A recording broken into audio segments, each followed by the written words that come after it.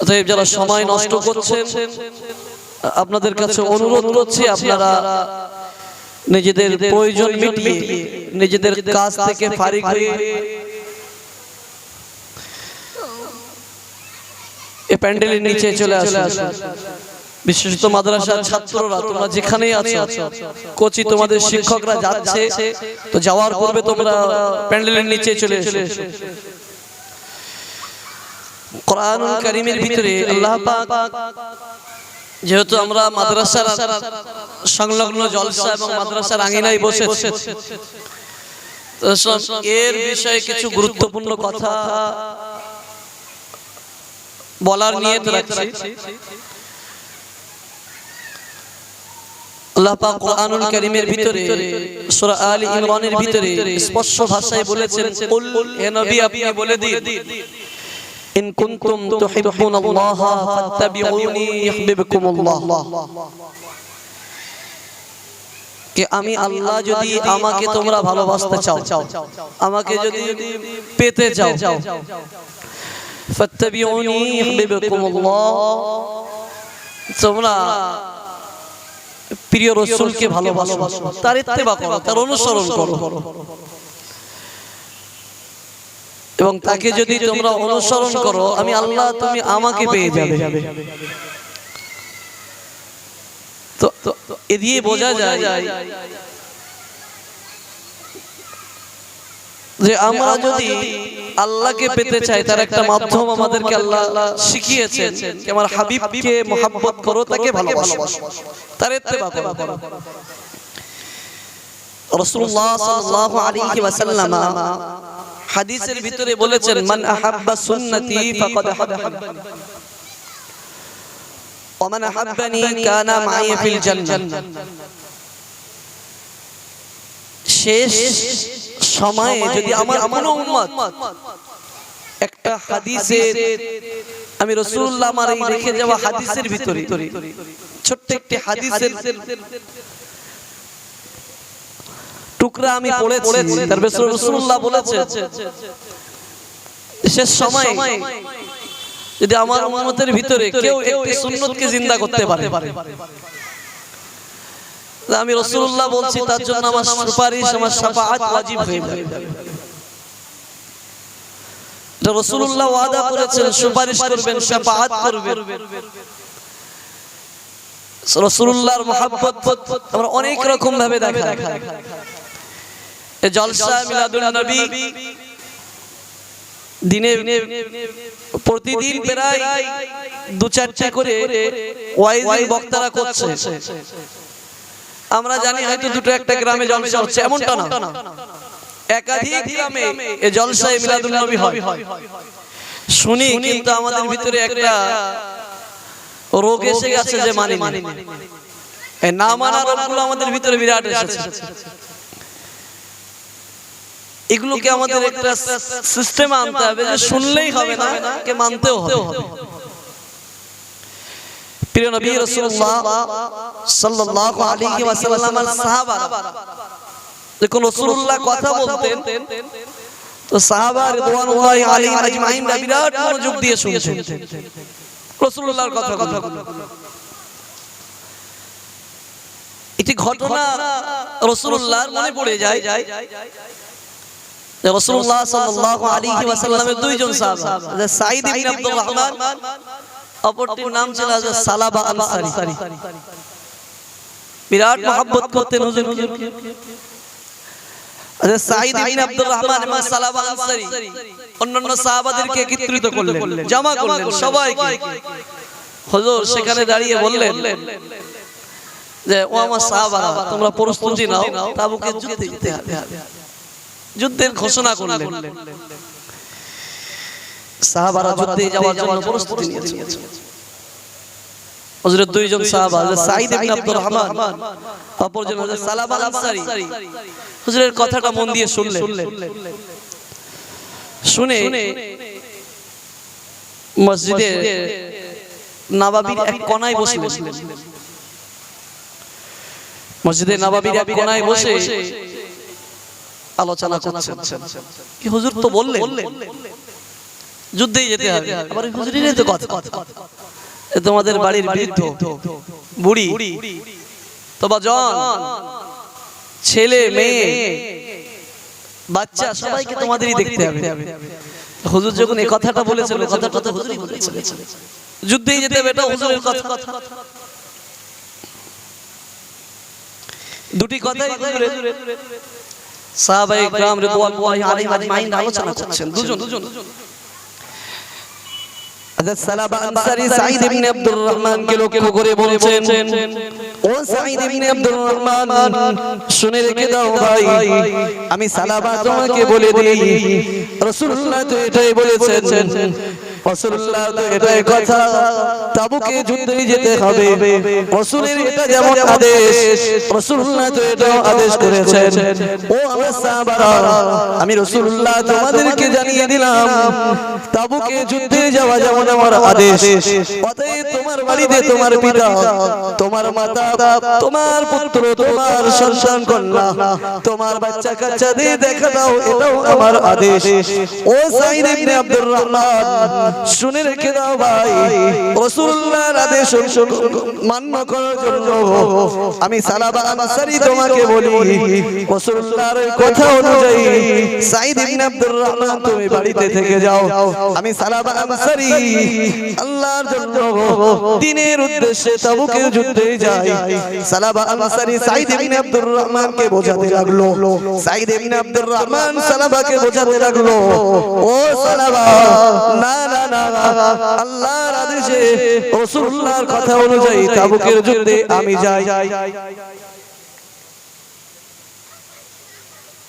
সাঈদ ইবনে আব্দুর রহমান আর সালাবা আনসারীর ভিতরে কথাবার্তা হচ্ছে, এ বলছে যুদ্ধে আমি যাই, ও বলছে আমি যাই। এই দুজনের ভিতরে একটা জায়গায় মীমাংসায় আসলো। সাঈদ ইবনে আব্দুর রহমান আর সালাবা আনসারী রাদিয়াল্লাহু তাআলা দুজন আলোচনা করছে। আলোচনা করতে করতে একটা মীমাংসার জায়গায় এসে পৌঁছে গেছে যে সাঈদ ইবনে আব্দুর রহমান যুদ্ধেতে যাবে, সালাবা আনসারী বাড়িতে থাকবে। সালাবা আনসারীকে বাড়িতে রেখে সাঈদ ইবনে আব্দুর রহমান যুদ্ধে যাওয়ার প্রস্তুতি নিলেন। দুই বন্ধু সালাবা সাঈদ ইবনে আব্দুর রহমানকে যুদ্ধে যাওয়ার প্রস্তুতি নিয়ে বাড়ি থেকে আল্লাহর রাস্তায় বাইর করে দিলেন, আল্লাহর রাস্তায় যাও যুদ্ধে। সালাবা আনসারী যুদ্ধের জন্য বাহির করে দিয়ে ওই উঠোনে দাঁড়িয়ে আছে, উঠোনেই নীরবে দাঁড়িয়ে আছে। দাঁড়িয়ে থেকে কিছুক্ষণ পরে সালাবা আনসারী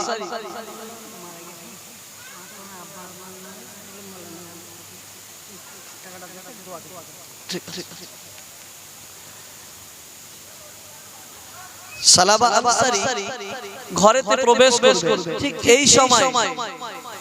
ঠিক এই সময় ঘরের পর্দাটা হাটিয়েছেন, হাত দিয়েছেন। সালাবা আনসারী লক্ষ্য করলো যে হাতের সঙ্গে পর্দায় কারো হাত লেগে গেছে। সালাবা আনসারী জানা নেই কে। কিছুক্ষণ পরে দেখতে পেল বন্ধুর স্ত্রী সাঈদ ইবনে আব্দুর রহমানের স্ত্রী দাঁড়িয়ে। তো সালাবার জানা ছিল না যে এই মুহূর্তে সালাবা ঘরের ভিতরে প্রবেশ করবেন এবং সাঈদ ইবনে আব্দুর রহমানের স্ত্রী ওখানে দাঁড়িয়ে থাকবে, কারোর জানা ছিল না। এই হাতটি সালাবা আনসারী সাঈদ ইবনে আব্দুর রহমানের স্ত্রীর গায়ে লাগার জন্য অনুশোচনা, অনুতাপ, চিন্তায় পড়ে গেলে আল্লাহর কাছে আমার থেকে বড় গুনাহগার মনে হয় পৃথিবীতে আর কেউ নেই। এই চিন্তা করছে। চিন্তা করতে করতে ভাবলেন, সিদ্ধান্ত নিলেন যে আল্লাহর কাছে আমাকে ক্ষমা চাইতেই হবে। এই অবস্থাতে যদি আমার আল্লাহ আমাকে মৃত্যু দেন তো আমাকে আর জাহান্নাম থেকে কেউ বাঁচাতে পারবে না। অতএব এই চিন্তা করে ঘর ছেড়ে দিলেন। হযরত সালাবা আনসারী নিজের ঘর থেকে চললেন, নিজের ঘর থেকে চলে লোকালয়ে চলে গেলেন।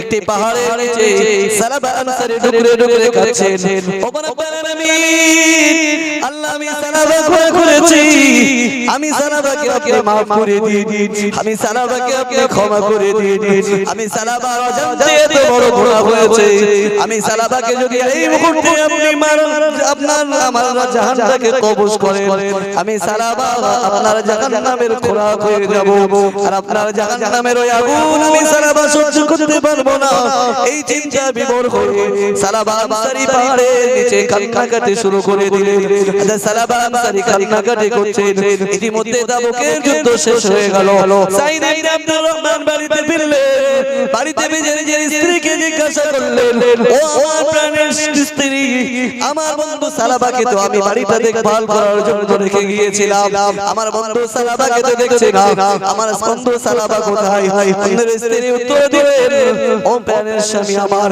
আপনার বন্ধু সালাবা আনসারী আপনাকে বিদায় দিয়ে এই জায়গাতে দাঁড়িয়ে ছিল এই জায়গাতে দাঁড়িয়ে থাকার পরে কিছুক্ষণ পরে সালাবা ঘরের ভিতরে প্রবেশ করছিল আমি ওখানে দাঁড়িয়ে ছিলাম সালাবা জানতো না হঠাৎ সালাবার হাত আমার গায়ে লেগে যায় সালাবা এই অনুতাপ অনুশোচনায় মানুষের মুখে আমি শুনেছি সালাবা ঘরবাড়ি ছেড়েছে লোকালয় পাহাড়ের নিচে আল্লাহর কাছে নিজের গুনার উপরে অনুতপ্ত হয়ে কান্নাকাটি করছে আমি মানুষের কাছে শুনেছি যে আপনার বন্ধু এই অপরাধের কারণে ঘর বাড়ি সবকিছুকে ত্যাগ করে পাহাড়ের নিচে লোকালয় নির্জন নিঃশব্দ জায়গায় নিজের গুনার উপরে অনুতপ্ত হয়ে কাঁদছে অন্যায় সামান্য হাত লেগেছে কিঞ্চিত অনুতাপ আর অনুশোচনা জাহান্নামের ভয় তাদের ভিতরে কত কত এরা অন্যায় আমাদের দ্বারা শত শত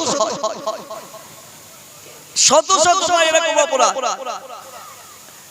সাইদ ইবনে আব্দুর রহমান ঘটনাটা শুনে আর বাড়িতে দাঁড়া চলে গেল বন্ধুর খোঁজে সাইদ ইবনে আব্দুর রহমান বন্ধুর খোঁজে চলে গেলেন কিছু দূর হাঁটতে হাঁটতে পাহাড়ের চূড়ায় গিয়ে দেখেন সাইদ ইবনে আব্দুর রহমান দেখতে পেলেন সালাবা আনসারী পাহাড়ের নিচে আল্লাহর দরবারে নিজের মুখ দুটো দিয়ে বলছেন ওগো রব্বুল আলামিন আল্লাহ আপনি আমাকে maaf করে দিন আপনি আমাকে ক্ষমা করে দিন আল্লাহ আমি সালাবাকে যদি আপনি জাহান্নামে বানিয়ে দেন আমি সালাবা আপনার জাহান্নামের আগুন সহ্য করতে পারবো না আমি সালাবা জাহান্নামের আগুন সহ্য করার ক্ষমতা নেই রব্বুল আলামিন আল্লাহ আমি সালাবাকে আপনি ক্ষমা করে দিন সাইদ ইবনে আব্দুর রহমান সালাবাকে কোন রকম ওখান থেকে বোঝালেন সালাবাকে বোঝাতে লাগলেন ও বন্ধু সালাবা শোনো বন্ধু শোনো ফিরে চলো বাড়িতে ফিরে চলো সাইদ ইবনে আব্দুর রহমান যত বলে সালাবাকে বাড়ি ফিরে চলো সালাবা বাড়িতে ফিরতে চাই না সালাবার মুখে কি কথা যতক্ষণ আমার আল্লাহ আমাকে না জানাবে সালাবা আমি আল্লাহ তোমাকে ক্ষমা করেছি সালাবা কখনো বাড়িতে যাবে না সালাবা যদি না শুনে যে আমি সালাবা তোমাকে ক্ষমা করেছি ততক্ষণ সালাবা বাড়িতে এই অনুশোচনা অনুতাপ তাদের ভিতরে কতটা ছিল তারা কি চিন্তা করত তাদের চিন্তা সর্বসময় আল্লাহর কাছে এমন ভাবে ছিল গুনাহ হয়ে গেলে তারা এত অনুতপ্ত হতো ছোট গুনাহ এত অনুতপ্ত হতো এই বিরাট কিছু করে সাইদ ইবনে আব্দুর রহমান বুঝাচ্ছেন সালামা বুঝলেন যে হ্যাঁ যে আমি যেতে পারি তোমার সঙ্গে তবে আমার একটা অনুরোধ আছে সেটা হলো কি আমার এই কোমরে তোমার দড়ি বাঁধতে হবে বেঁধে এখান থেকে হিড়ির করে তোমাকে টেনে নিয়ে যেতে হবে টেনে টেনে নিয়ে যেতে হবে এই গ্রামের মানুষ এই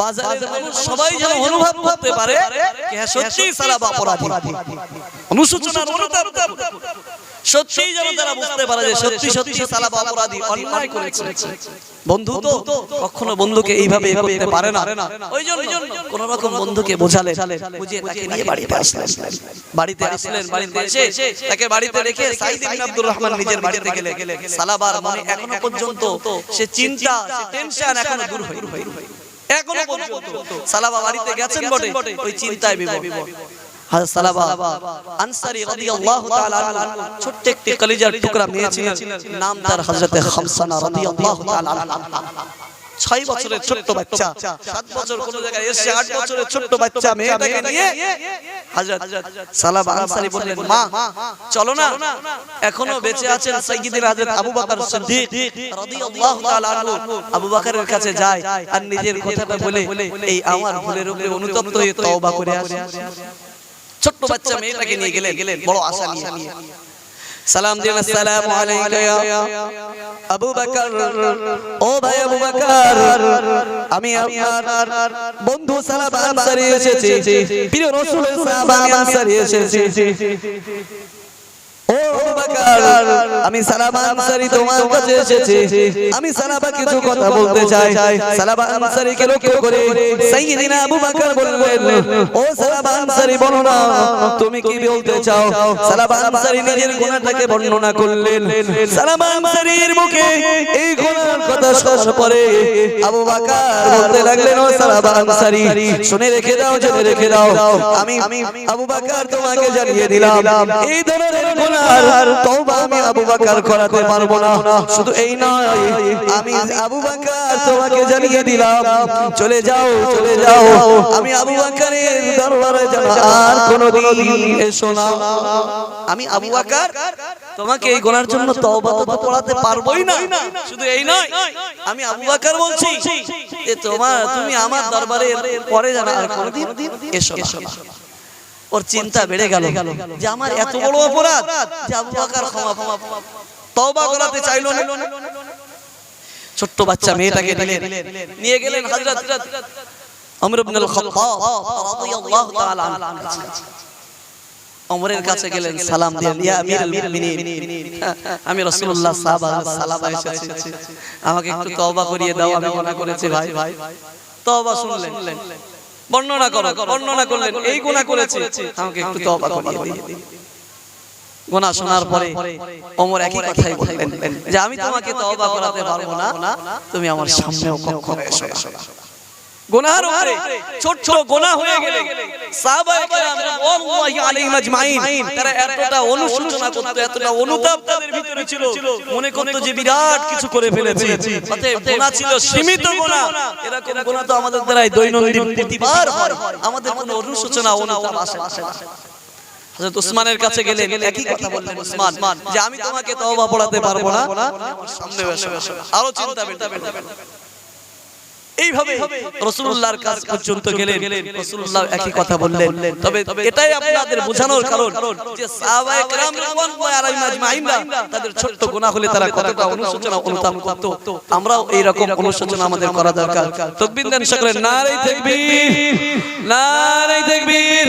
হযরত মাওলানা ইসমাইল আমিনী সাহেব, হযরত মাওলানা ইসমাইল আমিনী সাহেব হুজুর এসে গেছেন, একদম সময় বিলম্ব করব না। যারা আপনারা এখনো ছড়িয়ে ছিটিয়ে বাড়িতে আছেন, অনুরোধ করব মজলিসটাকে ভরুন, প্রত্যেকেই মজলিসটাকে ভরুন।